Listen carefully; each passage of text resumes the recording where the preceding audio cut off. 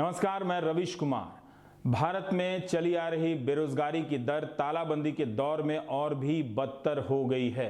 Centre for monitoring Indian economy के महेश व्यास ने कहा है कि उन्हें लगता था कि तालाबंदी के कारण मार्च के महीने में बेरोजगारी की दर 23% से अधिक हुई है, लेकिन आंकड़े बता रहे हैं कि जनवरी 2020 से ही इसमें गिरावट आने लगी थी और मार्च के महीने में इसका ग्राफ चरम पर पहुंच गया। लोग मार्केट में काम मांगने के लिए कम जाने लगे, यानी काम ही नहीं था तो जाने से क्या फायदा। इसे लेबर पार्टिसिपेशन रेट कहते हैं। पहली बार लेबर पार्टिसिपेशन रेट LPR 42% के नीचे गई है, पहली बार। महेश व्यास का कहना है कि लेबर फोर्स में 90 लाख की कमी आ गई है। जनवरी 2020 में लेबर फोर्स 44 करोड़ 30 लाख थी, जो मार्च 2020 में कम होकर 43 करोड़ 40 लाख हो गई, यानी 90 लाख की कमी आ गई। जनवरी और मार्च के बीच रोजगारों की संख्या 41 करोड़ 10 लाख से घटकर 39 करोड़ 60 लाख हो गई है। बेरोजगारों की संख्या 3 करोड़ 20 लाख से बढ़कर 3 करोड़ 80 लाख हो गई है। 23% से अधिक है बेरोजगारी की दर। ये बहुत ज्यादा है। अमेरिका में मार्च के महीने में बेरोजगारी की दर फरवरी के करीब 3% के मुकाबले 17% हो गई, लेकिन भारत में 23% है। हिमांशु शेखर ने CMIE के अधिकारी से बात की है।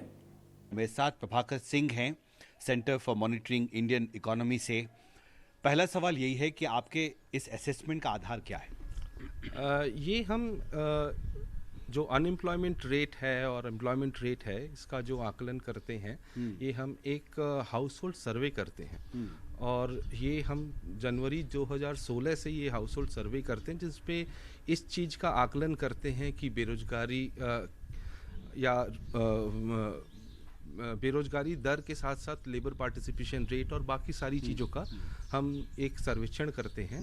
एक बहुत ही बड़ा सैंपल है। We have got a sample of around 1,75,000 households जिनका ये सर्वे करते हैं, और ये फास्ट फ्रीक्वेंसी सर्वे है। तो ऐसा नहीं है कि 5 सालों में एक बार हम करते हैं। ये हम हर राउंड में करीब 1,75,000 हाउस होल्ड्स का सर्वे करते हैं, और साल में 3 बार ऐसे राउंड होते हैं। तो इससे इस चीज़ का आकलन जो है काफ़ी अपडेटेड और काफ़ी टेम्पोरल इश्यूज को ये आंकड़े अपने में एसिमुलेट करने में सक्षम रहते हैं। लेबर पार्टिसिपेशन रेट कम हुआ है। जो रोजगार थे उनके नंबर कम हुए हैं, जो बेरोजगार थे वो बढ़ रहे हैं। तो ये जो सर्टेनिटी है इस नंबर्स में, देखिए नंबर्स में क्या है कि आप ये डिस्कशन डिबेट का एक वो भी बन सकता है कि भाई कुछ लोग कह सकते हैं नंबर ज़्यादा है कम है। मैं उस डिबेट और डिस्कशन को एक परे रखते हुए ये कहना चाहूँगा कि ये सर्टेनिटी देती है इस प्रॉब्लम को कि ये प्रॉब्लम एक बहुत बड़ा आकार ले रहा है, और इस प्रॉब्लम का लॉकडाउन जो है, और ये काफ़ी ऑब्वियस सी बात है, ये लॉकडाउन में ये आकार और भयावह होता जा रहा है। एक बात जो मैनेजिंग डायरेक्टर हैं centre for monitoring Indian economy Mahesh Vyas ji ने कही है कि मार्च 2020 में जो एम्प्लॉयमेंट रेट था वो गिरकर 38.2% आ गया। यानी पहले से अर्थव्यवस्था जिस तरह से स्लो डाउन की चर्चा होती रही है, उसका बहुत ख़राब असर रोज़गार पर पड़ रहा था, और जो 2 हफ्ते का लॉकडाउन रहा है, करीब 2 हफ्ते का, उसमें ये समस्या और बड़ी हो गई, ये कह रहे हैं आप? करेक्ट। और ये जो हम एक तरह से गिरावट की तरफ तो बढ़ ही रहे थे, लेकिन ये जो गिरावट होगी और ये लॉकडाउन और ये जो समस्या हमारे सामने नई आई है, ये उसका कॉम्बाइंड इफेक्ट जो है वो काफ़ी ही बड़ा मेरे हिसाब से आने वाले दिनों में इसके ऊपर यदि कोई इंटरवेंशंस नहीं किया जाएगा तो ये अपने आप में एक बहुत बड़ा समस्या बनेगा। जी, कुछ अर्थशास्त्री ये मानते हैं कि लॉकडाउन का जो असर है वो बहुत दिन तक अर्थव्यवस्था को झेलना पड़ेगा। जो ये लॉकडाउन है उससे उभरने में काफ़ी लंबा वक्त लगेगा। आपको लगता है कि आने वाले समय में अगर कोरोना वायरस संकट का दायरा बढ़ता गया और लॉकडाउन की अवधि भी अगर बढ़ती है तो ये समस्या कुछ और गंभीर हो सकती है आने वाले हफ्तों में? आने वाले दिनों में कैसे होगा ये अनुमान लगाना अभी काफ़ी मुश्किल है। लेकिन मैं बोल रहा हूँ ये जो समस्या है इसके आकार पे ना जाके यदि हम इसका ट्रेंड देखें और इसमें जो जो पहलुएं उभर के आ रही हैं वो almost they you can not debate that, वो प्रॉब्लम दिख रही हैं। और ये सर्वे, इस तरह के सर्वे से उन प्रॉब्लम का एक तरह से क्वांटिफिकेशन होता है, उनके नंबर से एक हमें समझ मिलती है, पूरी समझ मिलती है कि ये कहाँ जा रहा है, किस तरह की स्थिति उभर रही है। और इसके बाद हिमांशु गए नोएडा, जहां पर काम मांगने वाले लोग आते हैं, लेकिन अब जाकर देखिए कि तालाबंदी के कारण उन्हें सरकारी मदद पर आश्रित रहना पड़ रहा है और वहां भी उन्हें संपूर्ण तरीके से अनाज नहीं मिल रहे हैं। शमीम, कितने दिन से काम नहीं मिला है? जी, जब से बंदी हुई पड़ी है तब से अभी नहीं, काम नहीं हो रही है जी। तब से अभी तक तो बैठा हूँ घर पे। घर पे बैठे हैं जी। जी। और यहाँ पर आप कितने साल से काम करते थे? ये मैं करीब 15-20 साल हो गए हमको यहीं पर जी। तो अभी कोई काम नहीं है आपके पास? नहीं, अभी तो कोई काम नहीं है। हाँ? अभी बंद पड़ी हुई है। रोजगार नहीं है आपके नहीं, पास? अभी नहीं। आपके पास रोजगार है? नहीं है सर, हम तो फेरी लगाते हैं, तो हमारा क्या है कि इस टाइम न कहीं करने का काम न मिल रहे, न घर में रोटी खाने को मिल रहे हैं। यहाँ आते हैं हम मांगने के लिए तो कहते हैं आपका ये नहीं है, ना ये आईडी है। तो हमने अभी एक फार्म भरा है, उन फार्मों में अब देखो अब क्या देगा क्या नहीं देगा, ये तो इनके ऊपर ही है सर। इनके ऊपर ही हाँ है। जी, हाँ जी। लेकिन यहाँ सस्ता अनाज नहीं मिल रहा? सस्ता नहीं मिल रहा है सर, नहीं मिल रहा। हाँ? क्या समस्या है आपकी? मेरे घर वाला रिक्शा चलाते हैं, अभी तो कोई काम धंधा भी नहीं है, तो कहाँ से हम सुन क्या खाएंगे या नहीं खाएंगे हैं? कोई भी नहीं देते हैं। यहाँ राशन मिलते हैं, एक को देते हैं, एक को नहीं देते, एक को देते हैं, एक को नहीं देते हैं। राशन तो दे ही नहीं, रोटी मिलता है तो वो भी नहीं। कभी काम नहीं है आप लोग के पास? कोई काम नहीं। हम लोग कोठी में काम करते थे, अब कोठी में भी नहीं जाने नहीं दे रहे हैं। वहाँ भी बंद है सब। बस हम लोग तो वैसे यही कह सकते कि हमें लोग के खाना पीना मिले। तो सस्ता अनाज अभी नहीं मिल रहा आप लोगों को? कब से नहीं मिला है? जो 22 तारीख से कुछ भी नहीं मिल रहा है हमें लोग को। और मैं रोजगार मिल रहा है यहाँ लोगों को? नहीं, कुछ नहीं मिलता है। खाना बांटने वाले आते हैं, दो के देते हैं और लेके भाग लेते हैं। ये राशन सस्ता मिलता है वो भी नहीं मिल रहा। हाँ, हमारे तो बच्चे, हमारी बहू मर गई, दो छोटे छोटे बच्चे लेके मैं बाहर में पड़ी हूँ। कोठी में काम है, कोठी भी बंद है, कोई नहीं जान देता। खाएंगे क्या? जो राशन मिल रहा है वो मिल ही ना रहा। भारत में नौकरी के बाद बेरोजगार हुए लोगों को भत्ता देने की प्रथा नहीं है, ना ही नौकरी करते वक्त मिडिल क्लास ने कभी ऐसी मांग की है। लेकिन अमेरिका में है, वहां पर मार्च के महीने में 1 करोड़ लोगों ने $1200 के भत्ते के लिए अप्लाई किया है। सोच लीजिए, अमेरिका में। जिक्र अमेरिका का हुआ है तो बता दें कि राष्ट्रपति डोनाल्ड ट्रंप का एक बयान आया है, जिसमें वे कह रहे हैं कि उन्होंने प्रधानमंत्री मोदी से एक दवा की आपूर्ति के लिए बात की है। हम सराहना करते हैं कि वो आपूर्ति के लिए तैयार हो गए हैं, और नहीं तैयार होते तो हम बदला भी ले सकते थे। बताइए, जिन्हें मित्र कहा जाता है, जिन्हें दोस्त कहा जाता है, वो ऐसी भाषा बोल रहे हैं। I know that he stopped it for other countries. I spoke to him yesterday. We had a very good talk, and we'll see whether or not that's it. I would be surprised if he would, because India does very well with the United States. For many years, they've been taking advantage of the United States on trade. So I would be surprised if that were his decision. He'd have to tell me that. I spoke to him Sunday morning, called him, and I said, we'd appreciate your allowing our supply to come out. If he doesn't allow it to come out, that would be okay. But of course, there may be retaliation. Why wouldn't there be? इस पर कांग्रेस सांसद राहुल गांधी ने कोई खास आलोचना नहीं की, मगर व्यंग के लहजे में उन्होंने कहा कि मित्रों, इन्वर्टेड कॉमा में, मित्रों में प्रतिशोध की भावना कैसी? भारत को सभी देशों की सहायता के लिए तैयार रहना चाहिए, लेकिन सबसे पहले जान बचाने की सभी दवाइयां और उपकरण अपने देश के कोने कोने तक पहुंचाना अनिवार्य है। भारत के विदेश मंत्रालय के प्रवक्ता अनुराग श्रीवास्तव ने कहा है कि सोमवार को 14 दवाओं के निर्यात से प्रतिबंध में आंशिक छूट दी गई है, लेकिन उससे पहले एक जिम्मेदार सरकार की तरह से पहले अपनी व्यवस्था भी कर ली गई है। डोनाल्ड ट्रंप ने रविवार को फोन किया था, सोमवार को सरकार ने फैसला ले लिया। तो आपने देखा कि एक जिम्मेदार सरकार फोन आने के बाद कितनी तेजी से फैसला ले लेती है। अब आपको हम बताते हैं कि दिल्ली सरकार कह रही है कि 1 लाख टेस्ट करने जा रही है। क्या वो कर सकती है? दिल्ली में अरविंद केजरीवाल ने 5 चरणों की एक योजना की शुरुआत की है। उनका कहना है कि अभी 500 से अधिक मरीज हैं, लेकिन हमारे पास बिस्तर ज्यादा हैं। लेकिन अब हम मान कर चल रहे हैं कि अगर 30,000 मरीज आ जाएं तब हमारे पास बिस्तरों की तैयारी कैसी होनी चाहिए, होटल से लेकर धर्मशाला तक को कैसे क्वारंटीन सेंटर में बदला जाएगा। अगर हम टेस्टिंग नहीं करेंगे हमें पता ही नहीं चलेगा कि कौन संक्रमित हो गया, कौन इन्फेक्ट हो गया और कौन इन्फेक्ट नहीं हुआ। इसको अब हम बहुत बड़े स्तर के ऊपर साउथ कोरिया की तरह करने जा रहे हैं। अभी तक टेस्टिंग किट्स की बड़ी समस्या थी, अब थोड़ी सी समस्या सुधरी है। हमने ऑलरेडी 50,000 लोगों के टेस्ट के लिए ऑर्डर किया हुआ है और वो ऑर्डर आने चालू हो गए हैं। 1 लाख लोगों के रैपिड टेस्ट के लिए हम लोगों ने ऑर्डर कर दिया है और शुक्रवार से हमें वो 1 लाख रैपिड टेस्ट कराने के लिए हमारे पास डिलीवरी चालू हो जाएगी। रैपिड टेस्ट आने के बाद जो जो हमारे हॉटस्पॉट्स हैं, जहां हमें लगता है कि कोरोना के पेशेंट थोड़े से ज्यादा निकले, जैसे मरकज में निकले, मरकज के आसपास का जो निजामुद्दीन का एरिया है, उस तरह से दिल्ली में दिलशाद गार्डन में थोड़े से ज्यादा निकले थे। तो उस तरह से जितने हमारे ऐसे एरियाज हैं, उन एरियाज के अंदर हम ज्यादा रैपिड टेस्ट को ज्यादा इस्तेमाल करके वहां पे रैंडम टेस्ट कराएंगे, ताकि हमें पता चल सके कि कोरोना कहीं वहां ज्यादा फैल तो नहीं रहा और हमें पता ही ना चले।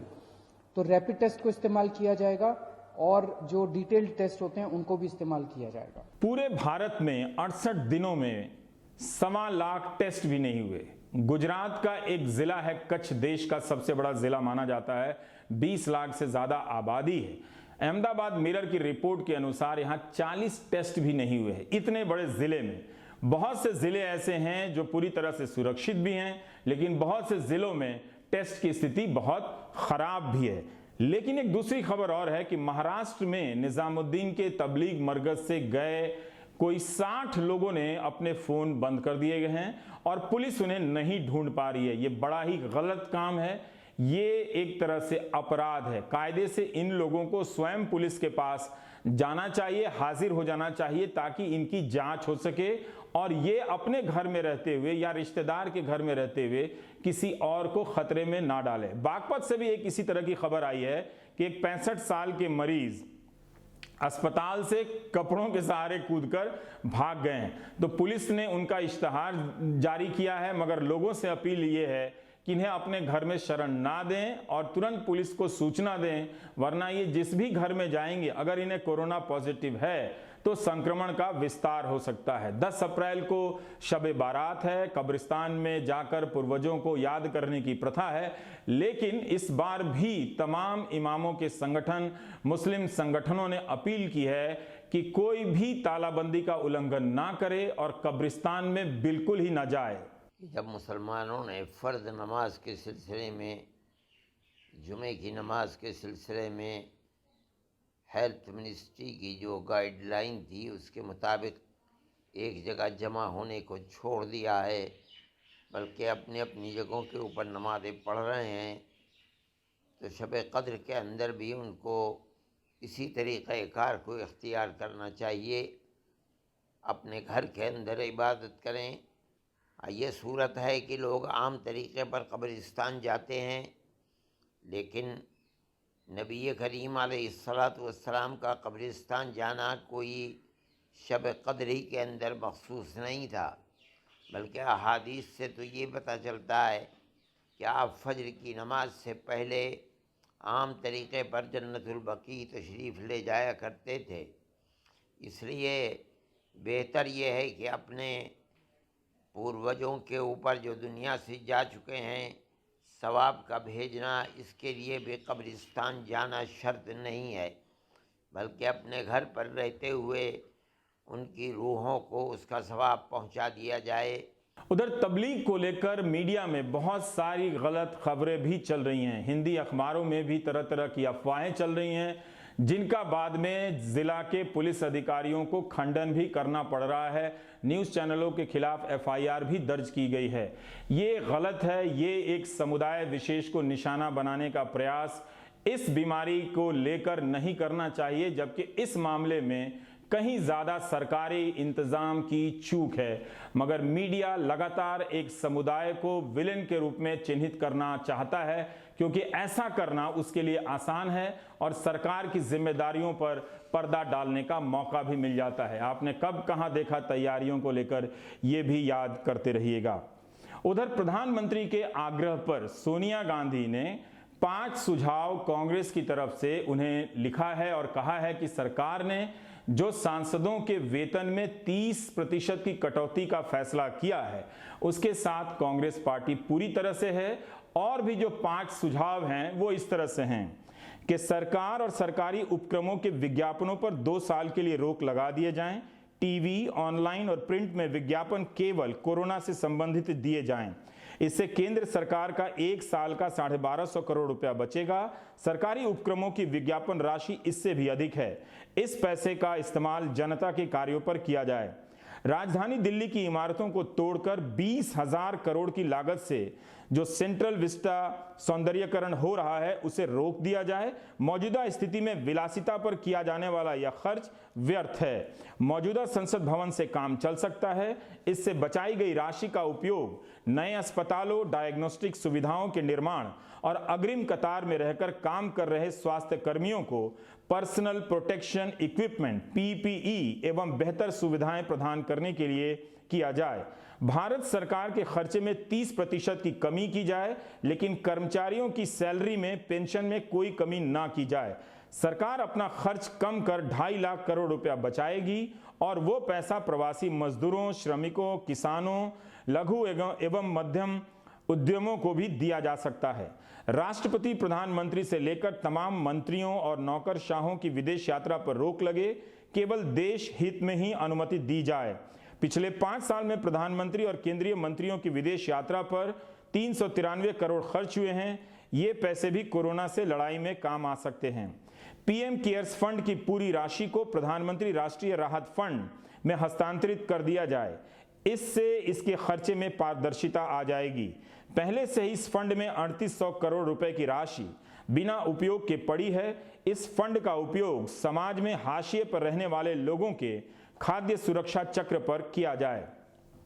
अभी भारत ने कोरोना से लड़ाई शुरू की है। जरूर आर्थिक चुनौतियां बड़ी हैं भारत के लिए भी, लेकिन क्या हमारी स्थिति ऐसी आ गई है कि सांसदों की सैलरी में, उनके पेंशन में 30% की कटौती की जा रही है?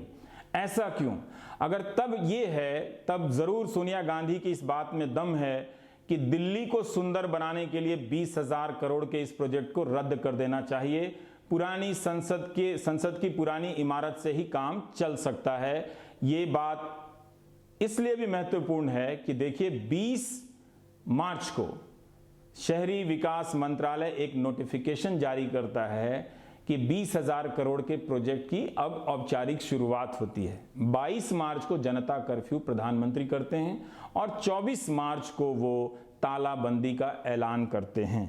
तो ये हालत है। तब अगर हम इन दिनों फरवरी में, मार्च में अस्पतालों को मजबूत करने की तैयारियों पर, टेस्ट की तैयारियों पर ध्यान दिए होते तो आज नौबत ये ना आती कि विशाखापट्टनम के एक डॉक्टर को आकर ये कहना पड़े कि उसे एक मास्क दिया गया है और कहा गया है कि वो 15 दिन इससे काम चलाए। अगर ऐसा है तो ये किसी भी भाषा में आपराधिक लापरवाही, क्रिमिनल नेग्लिजेंस है। हम डॉक्टर की जिंदगी को खतरे में डालकर अपनी जिंदगी नहीं बचा सकते। సార్ మాకు ఇక్కడ మాస్కులు లేవంటే మా DCHS ఫోన్ చేస్తా, DCHS ఫోన్ స్విచ్ ఆఫ్ అండి. ఇవాళ ఒక మాస్క్ పట్టుకొచ్చాడు, N95 మాస్క్ పెట్టుకొచ్చి డాక్టర్ గారు ఈ 195 మాస్క్ 15 డేస్ వాడారట. 15 డేస్ ఆ వీడియో తీశాను, మీకు చూపిస్తాను కావాలంటే. హాస్పిటల్లో ఆపరేషన్ థియేటర్లో జరిగేది. మీ అందరికీ కూడా ఫాస్ట్. और अब चलते हैं जर्मनी, ताकि अंदाजा हो कि भारत के साथ साथ दुनिया के बाकी देशों में क्या क्या हो रहा है। देखिए 4 मार्च को जर्मनी में जब एक भी मौत नहीं हुई थी और संक्रमित मरीजों की संख्या 250 थी, तभी जर्मनी ने मास्क से लेकर मेडिकल उपकरणों के निर्यात पर रोक लगा दी थी और खरीदारी शुरू कर दी थी। भारत ने यह काम 19 मार्च को किया, जाकर इन चीजों पर रोक लगाने का आदेश पत्र जारी किया गया। 13 मार्च को भारत की सरकार कह रही थी कि हेल्थ इमरजेंसी जैसी स्थिति नहीं है और 18 मार्च को जर्मनी की चांसलर एंजेला मर्केल कह रही थी कि यह ऐतिहासिक चुनौती देश के सामने द्वितीय विश्व युद्ध के बाद आकर खड़ी हो गई है, हम सबको तैयार रहना होगा। जर्मनी दुनिया की चौथी अर्थव्यवस्था, भारत दुनिया की 5वीं अर्थव्यवस्था, आगे पीछे है बोगी, लेकिन देखिए तैयारियों में कितना फर्क है। जर्मनी में 36,000 से ज़्यादा लोग ठीक हो चुके हैं, 1 लाख से ज़्यादा लोगों को संक्रमण हुआ है। आखिर जर्मनी में ठीक होने वालों का प्रतिशत इतना अधिक कैसे है? लेकिन दूसरी तरफ यहाँ 10 दिन में मौत की संख्या करीब 10 गुना बढ़ गई है। इसके बाद भी जर्मनी में कम लोगों की मौत हुई। जर्मनी बहुत ज़्यादा टेस्ट कर रहा है, हर 10 लाख की आबादी पर 11,000, हफ्ते में 5 लाख टेस्ट करने वाला दुनिया का अकेला देश हो गया है। हमारे पूर्व सहयोगी अनवर ने बॉन के एक अस्पताल से उसके परिसर से लंबी रिपोर्ट भेजी है ताकि अंदाजा हो सके कि दुनिया के बाकी देश इस संक्रमण से कैसे लड़ रहे हैं। जर्मनी के बर्लिन में शारिते अस्पताल है, 300 साल पुराना। यह अस्पताल प्लेग महामारी के वक्त भी था। इसमें 16 जनवरी को ही दुनिया का पहला डायग्नोस्टिक किट बना लिया गया था। जर्मनी में भी 2300 से अधिक डॉक्टर और नर्स कोरोना से संक्रमित हो गए हैं। अनवर की रिपोर्ट देखिए। मुश्किल दौर में जर्मनी को जो बात दूसरे देशों से अलग करती है वो है इसकी स्वास्थ्य व्यवस्था, इसकी मेडिकल फैसिलिटी। जर्मनी को दुनिया के चुनिंदा देशों में गिना जाता है जिसमें जहां इतनी अच्छी मेडिकल फैसिलिटी है। यूरोप में तो निश्चित तौर पर इसका नंबर बहुत ऊपर आता है। यहाँ हर व्यक्ति के लिए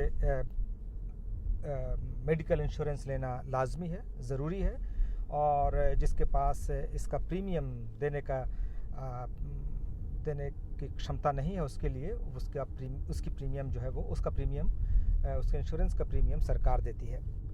तो इस तरह से ये जो है एक पूरे पॉपुलेशन को, पूरे देश के पॉपुलेशन को जर्मनी इस तरह से इंश्योरेंस स्कीम से सिक्योर करता है। और हम धीरे धीरे जो है वो जर्मनी के बॉन शहर के सबसे इम्पोर्टेंट और सबसे बड़े अस्पताल में दाखिल हो रहे हैं। ये सामने उसका एंट्रेंस है। ये यूनिवर्सिटेट क्लिनिकम बॉन यानी कि यूनिवर्सिटी क्लिनिक बॉन है। और यहाँ पर जो है इसके कई फैकल्टी जो है वो दुनिया भर में मशहूर हैं। कई डॉक्टर्स और कई रिसर्चर्स दुनिया भर में मशहूर हैं। इसकी तुलना आप मोटा मोटी जो है दिल्ली के एम्स से कर सकते हैं। यहाँ पर कॉलेज भी है जहाँ पढ़ाई होती है, रिसर्च होता है, और साथ में जो है वो हॉस्पिटल भी है। अलग अलग फैकल्टी यहाँ के, और भीड़ यहाँ भी लोगों का आना जाना ठीक ठाक लगा हुआ है। मैं इस वक्त यूनिवर्सिटी हॉस्पिटल के अंदर हूँ, और वैसी अफरा तफरी नहीं दिख रही है जैसे कि भारत या कई दूसरे देशों के अस्पतालों में, मतलब इटली और स्पेन के अस्पतालों में भी दिखती है। उस तरह की अफरा तफरी यहाँ पर नहीं दिख रही है। सब कुछ काम और स्मूथ है। और शायद ये भी बहुत ज़रूरी होता है कि जब चीज़ें एक मुश्किल दौर से गुजरें तो आपको जो है वो काम रहना ज़रूरी है। दूसरी बात जो मैं बता रहा था टेस्ट्स के मामले में, कि जर्मनी जो है टेस्ट्स के मामले में दुनिया के सारे देशों से लगभग आगे है। इसने जो है हाल के दिनों में लगभग 10 लाख 1 मिलियन टेस्ट किया है। 10 लाख। इससे ज़्यादा टेस्ट सिर्फ अमेरिका ने किया है जिसने करीब 17 लाख किया है। लेकिन अमेरिका की आबादी जो है वो जर्मनी से करीब 4 गुना ज़्यादा है, तो पर कैपिटा एवरेज जो है वो टेस्ट बहुत कम होता है, जर्मनी के मुकाबले भी कम होता है। और अगर भारत से तुलना करें इस टेस्ट की तो ऑथेंटिक आंकड़े तो कहीं से नहीं मिले हैं, लेकिन बताया जाता है कि भारत में अब तक करीब 80,000 से 1.25 लाख के आसपास टेस्ट हुए हैं। तो मतलब एक देश की आबादी 130 करोड़ है, वहाँ अगर ज़्यादा हायर एंड को भी ले तो 1.25 लाख लोगों का टेस्ट हुआ है। और दूसरे देश जर्मनी की आबादी 8 करोड़ के आसपास है, और यहाँ पर करीब 10 लाख लोगों का टेस्ट हुआ है। तो जब 10 लाख लोगों का टेस्ट हुआ है उसमें 1 लाख लोग कोरोना पॉजिटिव पाए गए। और यहाँ पर यह बात समझना बहुत इम्पोर्टेंट है कि उस 1 लाख में से करीब 28-30 हज़ार लोग रिकवर कर गए हैं, फुल्ली रिकवर हैं, तो मतलब कि वो बिल्कुल ठीक हो चुके हैं। तो ये टेस्टिंग का एक बहुत बड़ा मामला है। टेस्टिंग जितनी ज़्यादा होगी, मामले उतने ज़्यादा सामने आएंगे ज़रूर, लेकिन उसके साथ ही उतने ज़्यादा बेहतर ढंग से उनको हैंडल किया जा सकेगा। तो दुनिया भर के जो रिसर्चर्स कह रहे हैं और डॉक्टर्स कह रहे हैं टेस्टिंग टेस्टिंग टेस्टिंग, उस टेस्टिंग की बहुत ज़्यादा ज़रूरत है। तो हमने एक पूरा चक्कर लगाया इस बॉन के यूनिवर्सिटी क्लिनिक का। कोई अफरा तफरी उस तरह की नहीं। कोरोना वायरस के मामले में मरीज़ों की संख्या को लेकर या उनके क्रिटिकल होने की संख्या को लेकर जो बात जर्मनी को थोड़ा सा एज या बढ़त देती है, वो मरीज़ों की औसत उम्र भी है। जर्मनी में औसत उम्र मरीज़ों की 50 से कम बताई जाती है, जबकि इटली और स्पेन जैसे मुल्कों में ये उम्र जो है वो करीब 60 से 65 के बीच में है, यानी कि बुज़ुर्गों के बीच ये ज़्यादा है। तो हम जानते ही हैं कि बुज़ुर्गों पर इस वायरस का असर बहुत ज़्यादा होता है और उनके जो है उन घातक परिणाम, उनके लिए घातक परिणाम आने के चांसेस बहुत ज़्यादा होते हैं। और ये चीज़ जो है जर्मनी में चूँकि औसत उम्र कम है, तो वो इसको थोड़ी सी बढ़त मिलती है। हालांकि अभी ऐसी रिपोर्टें आई थी कि जर्मनी के कुछ ओल्ड एज होम में, जहाँ वृद्धाश्रम है, वहाँ पर एक दो जगह पर जब ये काफ़ी तेज़ी से फैला तो वहाँ कई लोगों की मौत हुई है, क्योंकि बुज़ुर्गों में जो है वो इन्फेक्शन होने का ख़तरा बहुत ज़्यादा होता है। तो अब रिश्तेदारों से कहा गया है कि वो लोग जो हैं वो ओल्ड एज होम में ना जाएं, अपने बुज़ुर्गों से, अपने जानने वालों से मुलाकात के लिए। उसको फ़िलहाल बंद कर दिया गया है। ये सामने नोटफाल सेंट्रम यानी इमरजेंसी वार्ड है, और यहाँ पर भी उस तरह की अफरा तफरी तो नहीं दिख रही है। बहुत कम लोग हैं, मतलब लोग, अब धूप बाहर खिल गई है तो बाहर में लोग हैं, ज़रूर घूम रहे हैं, लेकिन ऐसा कुछ नहीं है कि वो जो है वो किसी तरह के हड़बड़ी में या किसी तरह की चिंता में बहुत ज़्यादा दिख रहे हैं। तो ये एक मैं तो कहूँगा कि ये अच्छा ही शगुन है, ये अच्छा ही साइन है, अच्छा ही सिंबल है। तो जिस देश का नंबर 4 हो कोरोना वायरस के मामलों में, वो उसके एक प्रमुख यूनिवर्सिटी क्लिनिक में इतनी शांति हो, ये एक तरह से, मैं फिर से कहूँगा कि एक तरह से जो है ये अच्छा ही संकेत है कि इसको लेकर किसी तरह के अफरा तफरी नहीं मची है। और यहाँ इस बात का जिक्र करना भी ज़रूरी है कि जर्मनी ने भले ही करीब 1 लाख मामले देख लिए हों और 10 लाख टेस्ट किए हों, लेकिन इसके बावजूद जर्मनी ने इटली से और फ्रांस से कई क्रिटिकल केसेस को अपने यहाँ बुलाया है, मतलब कि उन केसेस को यहाँ आने दिया है, वहाँ के मरीज़ों को यहाँ बुलाया गया है, यहाँ उनका इलाज चल रहा है देश के अलग अलग अस्पतालों में। ये पॉलिटिकली अगर देखें तो ये तो यूरोपियन सॉलिडारिटी को लेकर के जर्मनी अपनी बढ़त बनाना चाहता है निश्चित तौर पर, कि वो जो है यूरोपियन सॉलिडारिटी के लिए कितना कुछ कर रहा है। लेकिन अगर इसका टेक्निकल तरीके से देखें तो वैसे मामलों से हम जो है ये भी समझ सकते हैं कि गंभीर मामलों में क्या होता है, और उससे हमको रिसर्च में काफ़ी मदद मिल सकती है। तो मैंने यूनिवर्सिटी हॉस्पिटल का अच्छा खासा लंबा चौड़ा राउंड लगाया, अलग अलग हिस्से देखे और आपको भी दिखाए। अब मैं इससे बाहर निकल रहा हूँ। मेरे दाहिनी तरफ इसका मेन गेट है, और ये मेन गेट का बैरिकेड खुला हुआ है। मुझे लगता है कि इसे जानबूझकर इन्होंने खोल दिया। आमतौर पर आपको एंट्रेंस टिकट लेनी पड़ती है, लेकिन मुझे लगता है शायद उसके लिए आपको उंगली लगाना और संपर्क में आना बाहरी तत्व के और उस तरह के हाइजीन की प्रॉब्लम होगी, और उससे बचने के लिए शायद इन्होंने ये कदम उठाया। बहुत मुझे लगता है कि अच्छा कदम है कि ठीक है, उनको कुछ माली नुकसान हो रहा होगा कि पार्किंग के पैसे नहीं मिल रहे हैं, लेकिन इस वक्त जब वैसे ही दुनिया इतनी मुश्किल में है तो इसको उन्होंने खारिज करने का फैसला किया है। अब हम धीरे धीरे अब शहर के एक दूसरे हिस्से में आगे बढ़ेंगे और अपने इस सफ़र को जारी रखेंगे। और जहाँ तक कोरोना वायरस के वैक्सीन को लेकर रिसर्च को लेकर बात चल रही है या ओवरऑल रिसर्च की बात चल रही है, तो अमेरिका के जॉन हॉपकिंस यूनिवर्सिटी का नाम सबसे ज़्यादा लिया जा रहा है। लेकिन यहाँ जर्मनी के भी कुछ इंस्टीट्यूट ने बड़ा अच्छा काम किया है और काफ़ी आगे हैं वो, ख़ास तौर पर मैक्स प्लैंक इंस्टीट्यूट और रॉबर्ट कॉख इंस्टीट्यूट। इन्होंने काफ़ी कुछ किया है, काफ़ी कुछ रिसर्च में आगे बढ़ाया है। और जो जर्मनी में करीब 3.5 से 5 लाख टेस्ट प्रति सप्ताह, यानी कोई मतलब 50,000 के आसपास टेस्ट हर दिन हो रहे हैं, बल्कि उससे भी ज़्यादा, उसमें इन इंस्टीट्यूट का भी बड़ा योगदान रहा है। और हम सब जानते ही हैं कि जर्मनी मेडिकल इक्विपमेंट बनाने के मामले में भी काफ़ी आगे रही है। काफ़ी कंपनियां जो हैं दुनिया भर में सप्लाई करती हैं, तो इस टेक्नोलॉजिकल बढ़त का भी फ़ायदा जर्मनी को हाल के दिनों में मिला है। और एक ख़ास बात और जो मैं बताना चाहता हूँ, हेल्महोल्ट्ज़ इंस्टीट्यूट है यहाँ एक, वो अगले हफ्ते से करीब 1 लाख लोगों की टेस्टिंग शुरू करना चाहता है। वो पैरेलल टेस्टिंग है।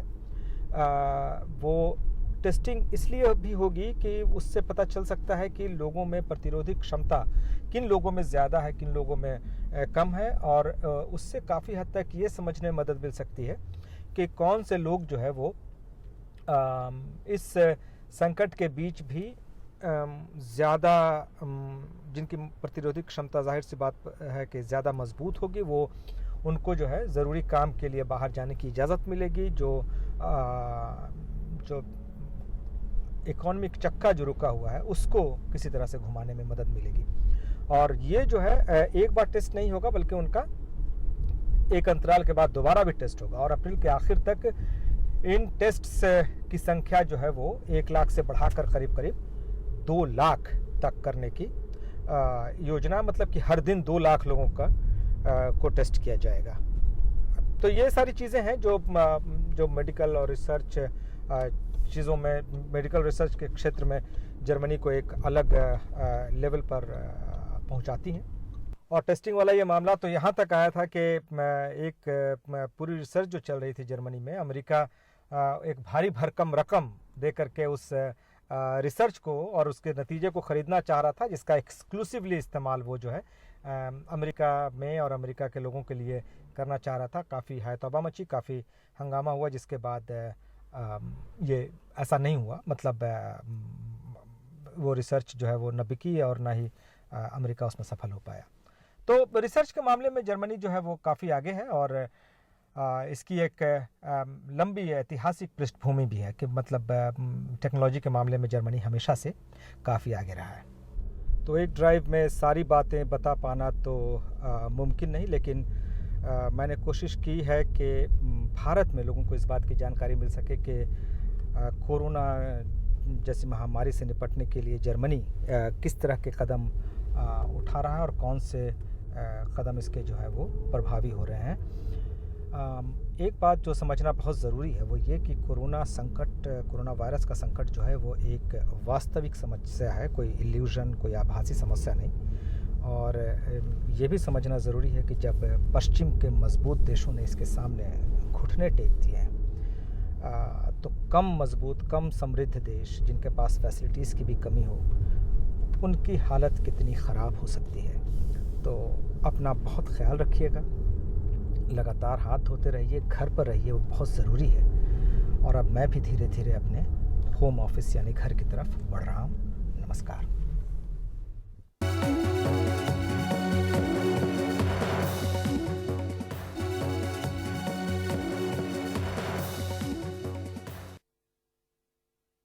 पूरी दुनिया में ये देखा जा रहा है कि जो संक्रमित मरीज़ हैं उनमें गंभीर स्थिति ज़्यादातर बुज़ुर्गों की होती है और मरने वाले लोगों में बुज़ुर्गों का प्रतिशत ज़्यादा है।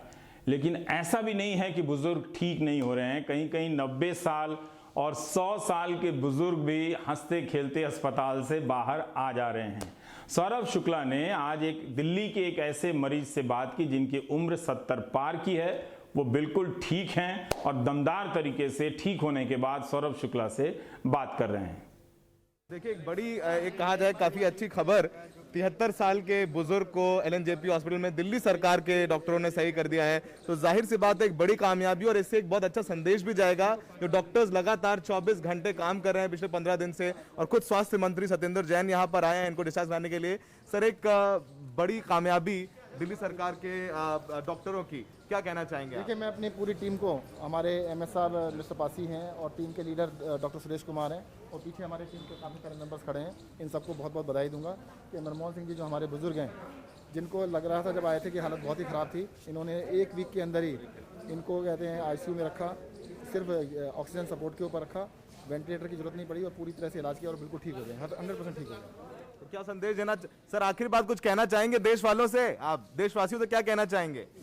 जैसे हमने बेनिफिट मिला है सबको ऐसा मिलना चाहिए, हर को मतलब ऐसे बेनिफिट जब हमें मिले हैं, जब ठीक हो गए हैं, सबको ऐसे सबको मिले और डॉक्टर ऐसी सर्विस सबको प्रोवाइड हो जो ध्यान रखें जो मरीजों। सर का कहना है कि एक तो ये कि विल पावर बना के रखें, भगवान पे भरोसा रखें, दो भगवान है, एक ऊपर वाला और इनके वाला, तो दोनों भगवान पे भरोसा रखें, तो दोनों भगवान पे भरोसा रखें, यानी जो विल पावर है वो मजबूत रखने वाली होगी, मजबूत रखनी होगी। जैसा कि कहा जो बुजुर्ग हैं उन्होंने यही कहा कि डॉक्टरों की बात माने, एहतियात बरतें, और एक बड़ी कामयाबी जाहिर सी बात है जब तमाम जगहों से देखते हैं कि लगातार कोविड केसेस बढ़ रहे हैं, ऐसे में एक बुजुर्ग का ठीक हो जाना तो काफ़ी सकारात्मक खबर है और इससे लोगों का ज़रूर मनोबल बढ़ेगा। और जैसे कि खुद मनमोहन सिंह साहब कह रहे हैं कि विल पावर मजबूत हो तो कोई भी जंग जीती जा सकती है।